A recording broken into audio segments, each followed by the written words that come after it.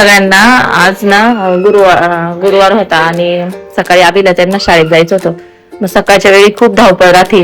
आधीच शाळेचं आवरून दिलं कारण त्याला सकाळी लवकर जायचं असतं. त्याला उशीर होतो.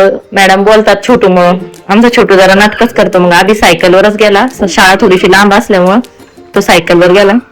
त्याला त्याचं आवरून दिलं. मग छोटूला उठवलं. त्याची आंघोळ वगैरे झाली. त्याचं आवरून दिलं आणि छोटू जरा नाटकच करतो शाळेत जाण्यासाठी. ते सगळे नाटक असतात. मग त्याचे पण कपडे त्याला पण कपडे बिपडे घातले, आवरलं. आणि आमचा कृष्णा झोपलेलाच होता. कृष्णा झोपेल तोपर्यंतच काम असतं. मग त्यांच्या पुरत्या 2 चपात्या आणि शेंगदाण्याची चटणी केली. भाजीला काही नव्हतं म्हणून दोघांचा डबा दिला छोटूकडं. मग त्याच्या पप्पांनी त्याला नेऊन घातलं आणि जाताना त्याची पप्पी घेतली कृष्णाची. त्याला तर शाळेत जायला आवडतच नाही. ते नाटक असतं त्याचे. त्याच्यानंतर दूधवाले आले. आमचा कृष्ण लगेच पातीला घेतला. आवाज ऐकला हॉर्नचा, लगेच निघाला दूध घ्यायला. मी त्याला घेऊन दूध आणायला गेले. खाली दूधवाला आले होते आणि मग दूध घेतल्यानंतर घरात त्याला मग केळी दिली. त्याला केळी तर खूप आवडतं. मग त्याने ते केळी स्वतःच्या हाताने सोडली, केळी खाल्ली.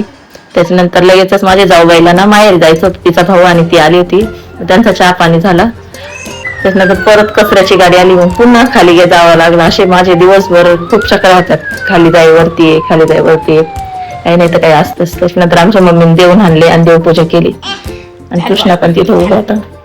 आणि त्याच्यानंतर घरातला पसारा आवरला, झाडून घेतलं, बेडशीट वगैरे नीट केलं. असं दिवसभर काही नाही तर काही काम चालूच राहतं.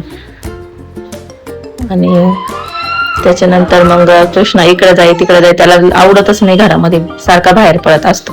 मग त्याला बसवलं सोप्यावर आणि मग मी झाडू मारला. आमच्या मम्मीला सकाळी सकाळी थोडस जेवायलाच लागतं. मग स्वयंपाक झालेला होता, भाजी बाकी होती. मग थोडस त्यांनी रात्रीची भाजी होती ते थोडस जेवल्या आणि मग थोडस कृष्णा इकडून तिकडं. अशा पद्धतीने माझं रोजचं हे काम सुरूच असतं. कारण प्रत्येक बाईला घरामध्ये खरंच खूप काम असतं आणि किती काम केलं तरी कमीच असतं. घरातलं काम आहे ना दिसून नाही येत. कोणी म्हणतं काय काम आहे घरातच, घरातलंच तर काम आहे, काहीच नसतं. पण ते काम आहे ना खूप लई जास्त राहतं.